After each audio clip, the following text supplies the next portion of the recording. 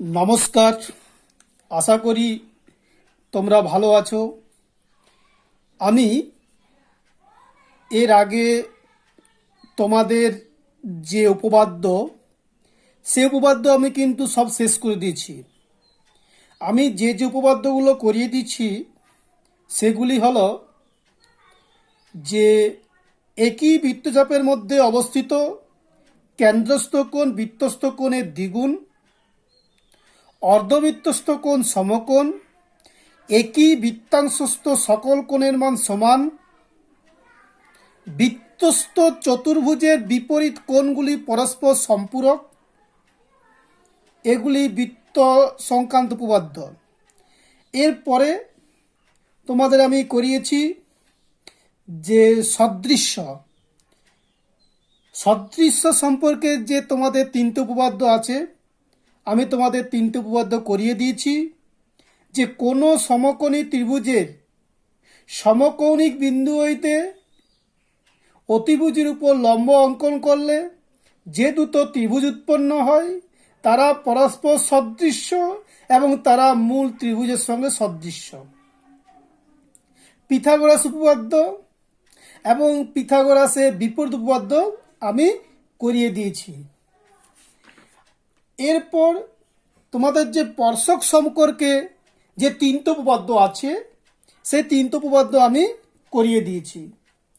বৃত্তের কোনো বিন্দুতে স্পর্শক ও ওই স্পর্শবিন্দুগামী ব্যাসার্ধ পরস্পরের উপর লম্ব করিয়ে দিয়েছি। বৃত্তের বহিস্থ কোনো বিন্দু থেকে যে দুটো স্পর্শক অঙ্কন করা যায় তাদের স্পর্শবিন্দু দুটির সাথে বহিস্থ সংযোজক রেখাংশ দুটি সমান এবং তারা কেন্দ্রে সমান কোণ উৎপন্ন করে, এটাও করিয়ে দিচ্ছি। এবং স্পর্শকের শেষ উপপাদ্য কি, যদি দুটি বৃত্ত পরস্পরকে স্পর্শ করে তাহলে স্পর্শবিন্দুটি কেন্দ্রটি সংযোজক সরলরেখার উপর অবস্থিত। তাহলে স্পর্শক সম্পর্কে আমি তিনটে উপপাদ্য করিয়ে দিচ্ছি। অর্থাৎ তোমাদের যে ক্লাস 10-এর যে সিলেবাসের যে উপপাদ্যগুলো আছে সেগুলি আমি সবগুলো করে দিয়েছি। আমি আজকে তোমাদের আমি যেটি বুঝিয়ে দেবো দ্বিঘাতকরণী, কোয়াড্রিক সার দ্বিঘাতকরণী। আচ্ছা, দ্বিঘাতকরণী তার আগে আমাদেরকে জানতে হবে যে করণী বলিতে কি বুঝো বা করণী কাকে বলে। করণীটি কেমন না দ্বিঘাতকরণী, মানে করণীর একটি রূপ হচ্ছে দ্বিঘাত। অর্থাৎ দ্বিঘাতকরণী বলিতে কি বুঝ এটা আমাদেরকে প্রথমে জানতে হবে। দেখো, আচ্ছা, 2-এর বর্গমূল,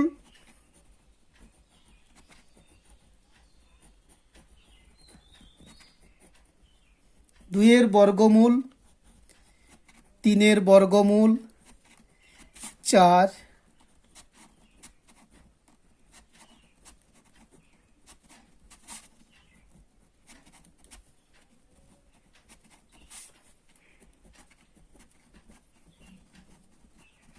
আচ্ছা আমি বের করছি 4-এর বর্গমূল কত।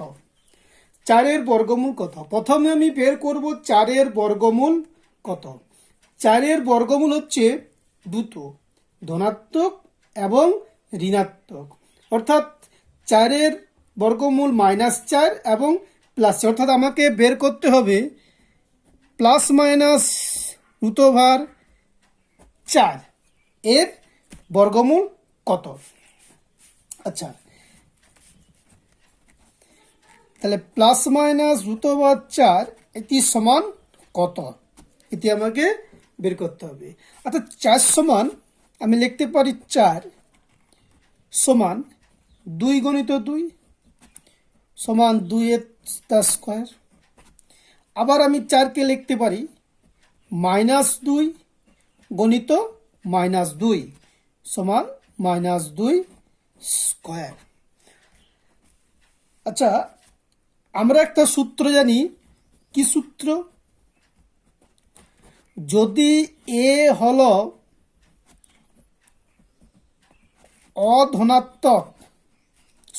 অঋণাত্মক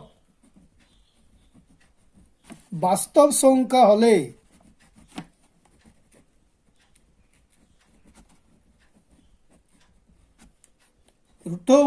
√স্কয়ার সমান মড এ সমান এ। এটা একটা সূত্র। এ হলো অঋণাত্মক বাস্তব সংখ্যা হলে √স্কয়ার সমান মড এ সমান এ।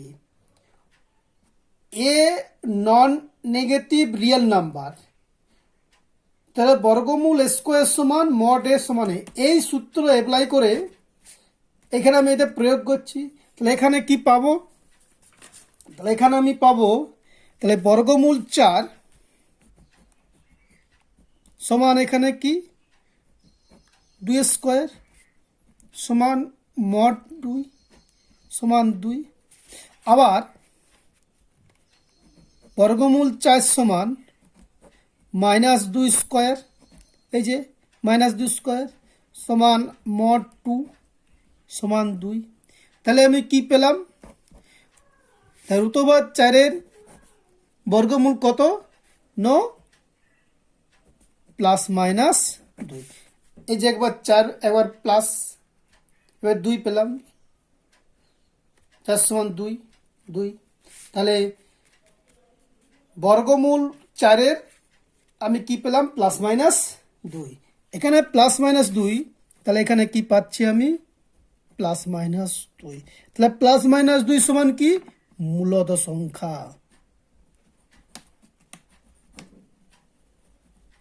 মূলদ সংখ্যা।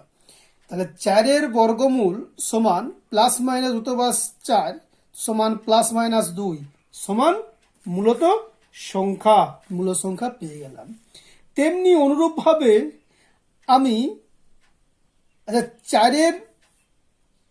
4কে কি বলা হয়? 4কে বলা হয় পূর্ণবর্গ সংখ্যা।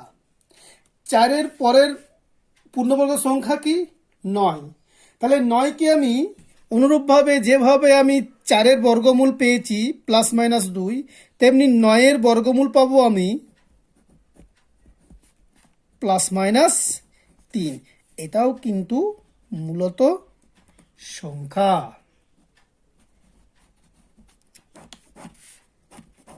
আচ্ছা, তাহলে আমি 4 আর 9 পেয়ে গেলাম।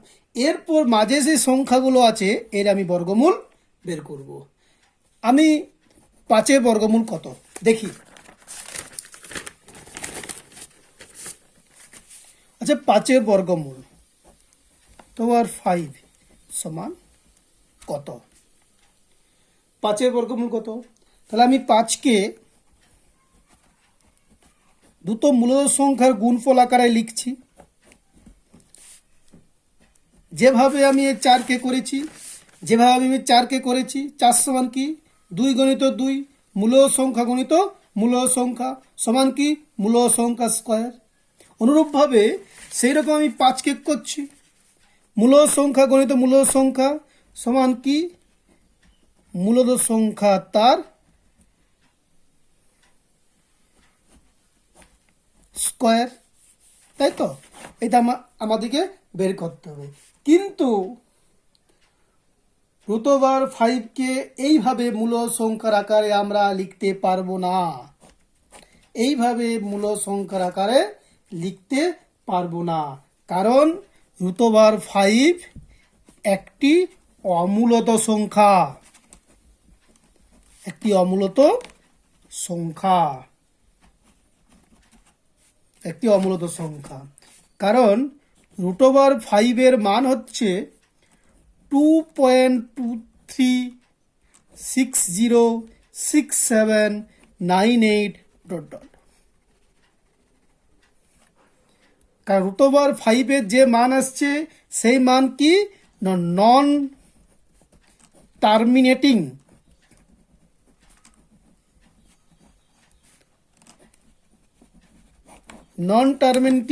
অ্যান্ড নন রেকারিং, অর্থাৎ অসীম ও অনাবৃত হবে, অসীম এবং অনাবৃত হবে, অর্থাৎ ভাগ করলে মিলবে না এবং আবৃত আসবে না। √5কে আমরা অমূলত বলছি কারণ √5 এর মান ভাগ করলে মিলবে না অথবা আবৃত আসবে না, অর্থাৎ নন টার্মিনেটিং এবং নন রেকারিং। আচ্ছা, এরপর আমরা জানব যে এই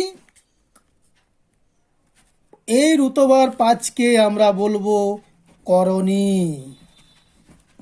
এই রুতবার 5কে আমরা বলবো করণী। আমি আরেকবার বলছি, রুটওভার 5 একটি অমূল্য সংখ্যা, কারণ রুটওভার 5-এর মান 2.23606798, অর্থাৎ নন টার্মিনেটিং এবং নন রেকারিং, অর্থাৎ ভাগ করলে মিলবে না এবং আবৃত আসবে না, অসীম এবং অনাবৃত। তাই রুটওভার 5 একটি অমূল্য সংখ্যা। এই রুটওভার 5কে আমরা বলবো করণী, অর্থাৎ রুটওভার 5কে আমরা বলবো করণী। তেমনি অনুরূপভাবে মাইনাস রুটওভার 5কে এটাকেও বলবো আমরা করণী। তাহলে কি পেলাম? না, যদি এ ধনাত্মক মূল সংখ্যা হয়,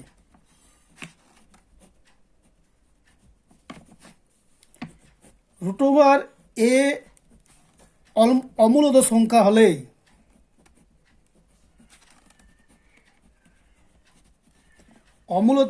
হলে তাহলে প্লাস মাইনাস রুটওভার এ কে করণী বলে।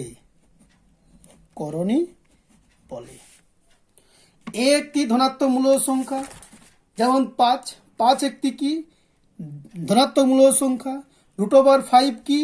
রুটওভার 5 হচ্ছে একটি অমূল্য সংখ্যা, রুটওভার এ একটি অমূল্য সংখ্যা। তাহলে প্লাস মাইনাস রুটওভার এ কে আমরা করণী বলা হয়। তাহলে আমরা শিখলাম যে করণী বলিতে কি বুঝ। এরপর আমরা জানবো দ্বিঘাত করণী বলিতে কি বুঝ। অর্থাৎ ঘনমূল।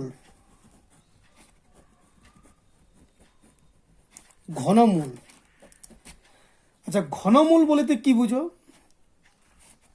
যেমন 3 × 3 × 3 সমান কত?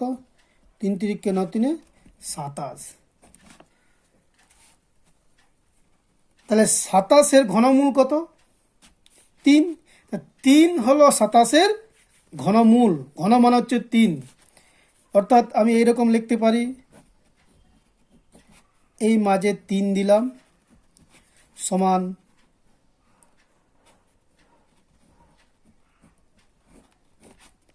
27-এর 1-এর 3, আর 27-এর কিউ মানে 3-এর কিউ, 3 কেটে গেল সমান 3। তাহলে 3 হলো 27-এর ঘনমূল। 3 হলো কি? 27-এর ঘনমূল। তেমনি আমি যদি রুটওভার 8 করি, এখানে 3 রুটওভার 8, এর মান কত? 2। অনুরূপভাবে যদি আমি 64 সমান কত? 4 পেলাম। আচ্ছা, এরপর আমি যদি এরকম বের করি, এইখানে 3 দিলাম, এখানে 12, এটা কত? এটা আমি বের করছি এর মান কত। তাহলে আমি 12কে 3টি সংখ্যার গুণফল আকারে বের করছি, সমান কত? 3টি সংখ্যার আকারে গুণফল মানে 3টি মূল সংখ্যার আকারে গুণফল আকারে লেখা সম্ভব নয়, কারণ ইয়া মূল সংখ্যা হবে না, কারণ ই মূলদ সংখ্যা হবে না। ইয়া একটি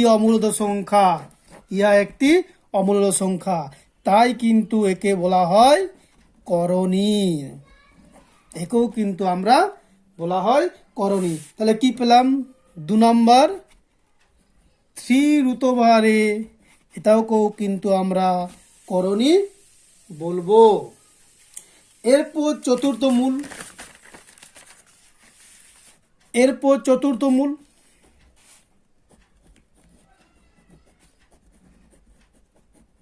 চতুর্থ মূল কি? যেমন 5 গণিত 5 গণিত 5 গণিত 5 কত হচ্ছে 625। তাহলে 5 এই চতুর্থ মূল কত? 5। তেমনি আমি যদি এর বের করি, এটা সমান কত? এটা কিন্তু আমরা বের করা সম্ভব নয়, কারণ 13কে আমরা 4টি মূল সংখ্যার গুণফল আকারে প্রকাশ করা সম্ভব নয়। সেই জন্য একে আমরা বলবো অমূল্য সংখ্যা, অর্থাৎ একে আমরা করণী বলা হয়। একেও কিন্তু আমরা করণী বলবো। অর্থাৎ 3 নাম্বার, একেও কিন্তু আমরা করণী বলা হয়। অর্থাৎ আমি কি পেলাম? আমি পেলাম 1 নাম্বার, অথবা 2, 3, 5, 7, 2 নম্বর,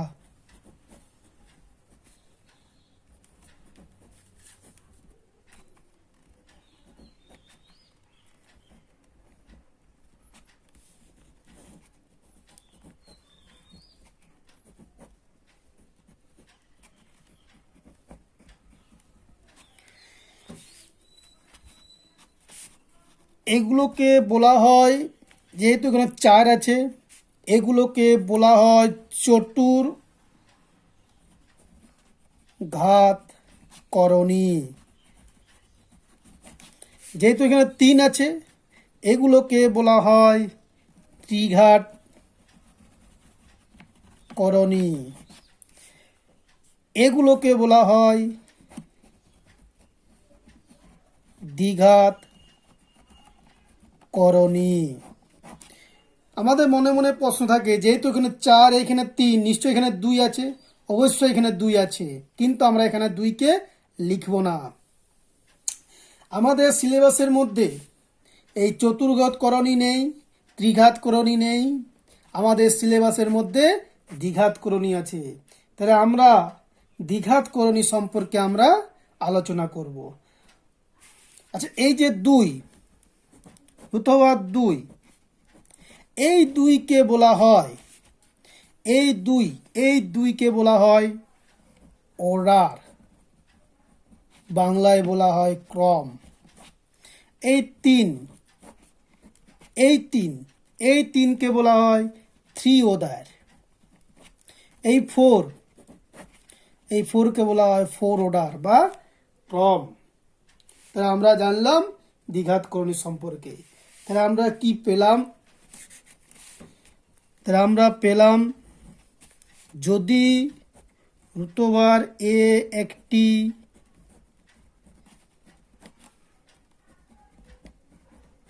দ্বিঘাত করণী, রুটওভার এ একটি দ্বিঘাত করণী হলে দুটো শর্ত পূরণ করতে হবে। এ হচ্ছে মূলদ সংখ্যা, 2 নম্বর রুটওভার এ হচ্ছে অমূলদ সংখ্যা। আমি আরেকবার বলছি, ভিভিআই, আমি আরেকবার বলছি, যদি রুটওভার এ একটি দ্বিঘাত করণী হয়, দুটো শর্ত বা দুটো কন্ডিশন পূরণ হবেই। অর্থাৎ এ যদি একটি দ্বিঘাত করণী হয়, তাহলে এ কে মূল সংখ্যা হতে হবে এবং রুটওভার এ হচ্ছে অমূল সংখ্যা হতে হবে। এই দুটো কন্ডিশন বা এই দুটো শর্ত যদি পূরণ হয়, তবেই আমরা বলবো রুটওভার এ একটি দ্বিঘাত করণী। আচ্ছা, এরপর আমাদের অনেক সময় প্রশ্ন আসে, অনেক সময় পরীক্ষায় প্রশ্ন আসে যে রুট ওভার পাই কি দ্বিঘাত করণী?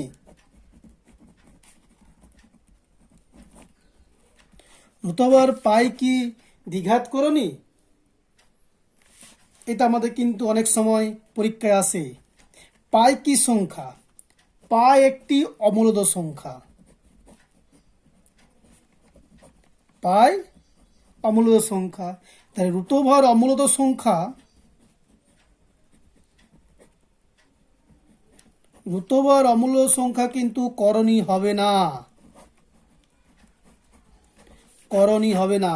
কারণ করণী হতে গেলে এ মূল সংখ্যা হতে হবে, এ মূল সংখ্যা হতে হবে। অর্থাৎ পাইকে এখানে রুট ওভার পাই, তা পাই একটি মূল সংখ্যা হতে হবে। তাহলে এই কন্ডিশন বা এই শর্ত এখানে পূরণ হচ্ছে না। পাইতে কি অমূলদ সংখ্যা, এখানে কি বলেছে এ মূল সংখ্যা, এই জন্যে রুট ওভার এ কিন্তু দ্বিঘাত করণী নয়, দ্বিঘাত করণী নয়। রুট ওভার পাই কি? রুট ওভার পাই একটি অমূলদ সংখ্যা কিন্তু দ্বিঘাত করণী নয়। তাহলে ইয়া অমূলদ সংখ্যা কিন্তু দ্বিঘাত করণী নয়, করণী নয়। তাহলে আমরা কি পেলাম? আমরা পেলাম যে রুট ওভার এ কে দ্বিঘাত করণী বলবো যদি দুটো শর্ত পূরণ হয়। কি শর্ত? না, এ হচ্ছে মূল সংখ্যা আর রুট ওভার এ হচ্ছে অমূল সংখ্যা হবে, তবেই কিন্তু আমরা রুট ওভার এ কে দ্বিঘাত করণী বলবো। এরপর আমরা করণী এবং অমূলদ সংখ্যার মধ্যে একটা সম্পর্ক কি? আমাদের মনে মনে প্রশ্ন হবে যে অমূলদ সংখ্যা মানে কি করণী, বা করণী মানে কি অমূলদ সংখ্যা? সে সম্পর্কে আমরা জানব। আচ্ছা, এই সম্পূর্ণ একটি বৃত্ত, একে আমি যদি এই সম্পূর্ণ বৃত্তকে যদি আমি অমূলদ সংখ্যা ধরি,